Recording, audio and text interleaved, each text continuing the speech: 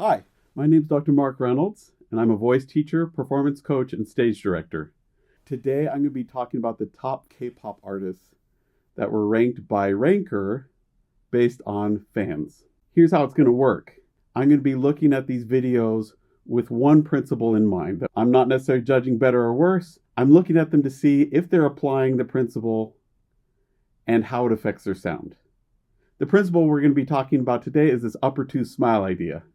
The idea that when we're looking at singers across the genres, a common pattern we see is that when they really have to sing and sing substantially, whether it's over a long period of time or a certain volume, we see these top teeth come popping out all the way to the back molars all the way across. Once we watched all the videos and talked about what I'm seeing in terms of this upper two smile, then at the end, I'm going to talk about which ones I thought were best based on the singing alone, based on the acting or performance alone, and then based on the entire package together.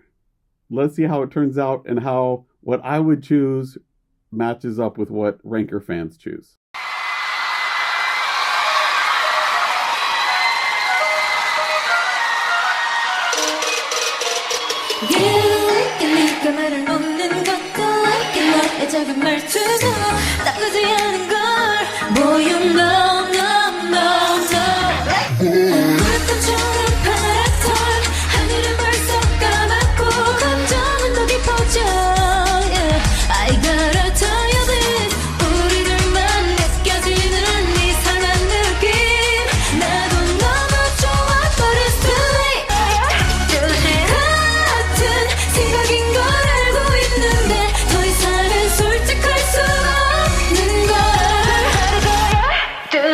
How much white did you see in her mouth? Meaning, how many teeth did you see? Did you see a lot of teeth, more than you expected or less?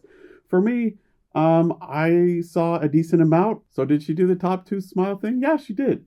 It was actually less than I would expect from a pop singer. But again, she's more dance oriented. Her performance is more centered around the dance, and that's the center of focus. She didn't use the top two smile as much, which meant that the sound in general was not as forward, was not as bright, wasn't as present. It's a little further back, which meant that it wasn't so much the focus of our attention. And that makes total sense with what she's doing. It made a little bit softer, smoother sound. And so our attention was grabbed mostly by the beat and by their dancing. When the top teeth were there, the sound came forward a little bit, was a little more intelligible and easy to follow. When it disappeared, it kind of went into the background again. On to our next one.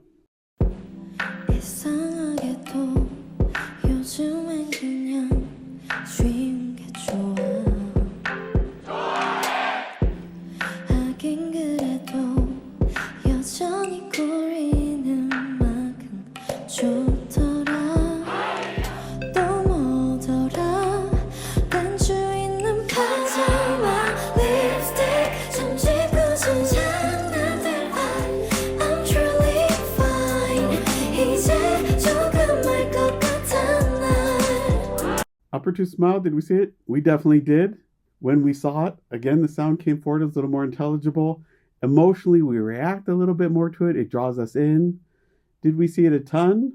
No. Was her sound softer? Is it supposed to be in terms of the song? Yeah, it's kind of the style of the song is this softer, lighter sound. Was it still really forward and present? Yeah, it was there. It was more aspirate. It had more breathiness in it, which again is part of the style. Upper two smile, it was there. Not all the time, not as consistent, but it was there. And it did seem to affect the sound in a way that made it cleaner, clearer, and brighter. The moments where we saw it go away, it got a little further back, a little smoother, a little softer, which again is part of the aesthetic of this song.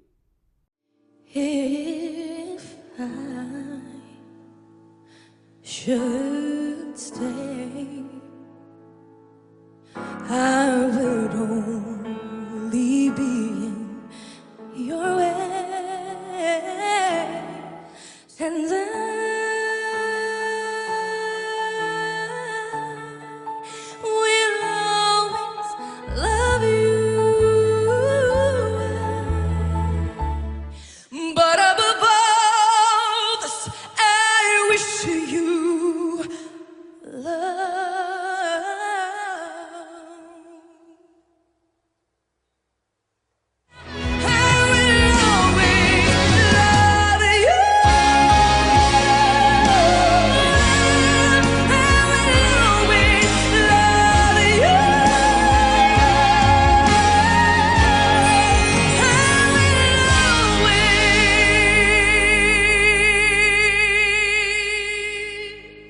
has the upper tooth smile there almost the entire time.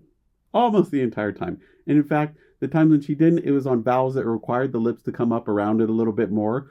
Or when she flipped up to a higher note, let the placement fall back so it was a little softer, wasn't as harsh, so that later when she did, we had this contrast, again, part of the style, but almost 100% of the time, we saw this upper tooth smile. This upper tooth smile at the time resulted in a really clean, clear sound, almost no breathiness at all. So when I saw this upper tooth smile there the whole time, the sound was really consistent, it was clean, it was buzzy, it was forward, it was still rich because of how she's shaping the back of her mouth. It was a really gorgeous, rich, full, beautiful sound. Wow. The consistency of it was amazing, and the sound of it was also really moving and touching. Gorgeous. I think if you had them compare when they use the upper tooth smile than when they don't, the majority of them are going to find that it's easier here in the throat. It's easier to produce the sound, produce more of it, and have it be cleaner when they do use the upper tooth smile. Am I arguing here that the upper tooth smile is the right thing to do? Again, not necessarily. It all goes for what color, what sounds, what style we're going for. That said, the majority of the singers that I see that last year after year after year that sing performance after performance after performance and keep going, the pattern is I see them use this upper tooth smile when they really have to sing. So for those of you who are interested in hearing how I would rate these performers, I need to give a disclaimer first. First, these are world-class performers who are performing a lot to huge audiences. Do I have any business judging them? No, I'm not trying to judge them. In this moment, I'm just sharing my opinion, and that reflects my preferences and what I care about most. Does that make it right or wrong? Definitely not. Does that invalidate what you're choosing or what you like? Definitely not. There's a reason why you like what you like, and that's important. And it's as valid as what I have to say, what I have to choose. But for those of you who are interested in care, keep listening and I'll explain why I chose what I chose. The top singer that I would choose would be Ailee. I think it is gorgeous. The range that she covers in terms of not just pitches and dynamics, but colors, sounds, richness of voice, control, consistency. I think she takes the cake here. In terms of overall performer, and by that what I mean is who's the most interesting to watch? I'm saying that Ailee is the most interesting to listen to for me, the most pleasant voice to hear, the most exciting voice to hear. But who's the most exciting to see? That's a little more difficult. But I'll choose here. But if I had to choose, who would I choose? So if I had to choose, I would probably choose between IU Palette and Chungha's Gotta Go. I choose Chungha's Gotta Go because the video that I chose to watch here took a compilation of a bunch of different live videos and different videos that she's done and put them together. And that alone was just kind of fun to see it go from costume and movement and different ways she did different things, which made it really fun to watch. That's not necessarily talking about her as a performer. That's more about the videographer there. But even as a performer, her dancing is exceptional. It's crisp, it's clear, it's sharp, it's unique. It's coloring what the voice is saying, what the text is saying. It matches everything together in a really authentic, interesting way. The reason I might choose IU Palette, though, is that I liked the authenticity of what I saw in her face. She seemed to not just be connecting as a dancer, but I saw a contrast in her just being able to sit there and still communicate with her face without anything else going on. Then she started dancing and she still stayed engaged. Is a lot of contrast, is interesting to watch and see. There's a lot of movement. There's a whole lot of interesting visual things going on with the set, the costume. She has audience engaging. So all those elements together, if I had to choose, I'd probably choose her.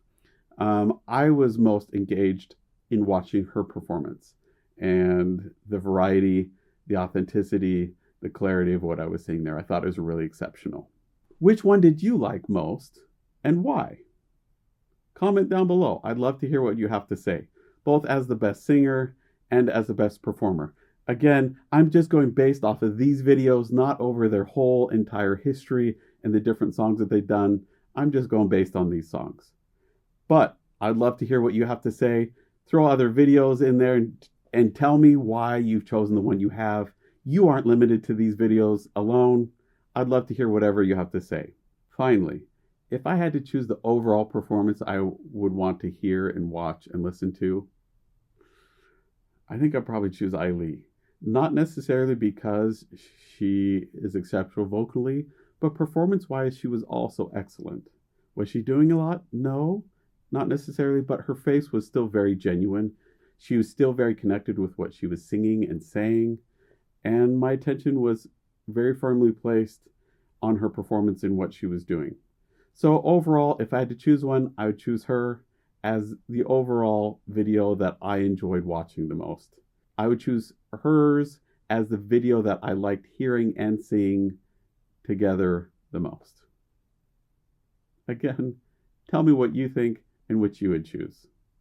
For this week, though, fans put Chungha at the top with Gotta Go. How cool is that? I love the fact that I'm not necessarily lining up with the public as a whole. And if you gauged each person in the entire world, they would probably choose things in a very different order, one from the next. And I think that's fantastic.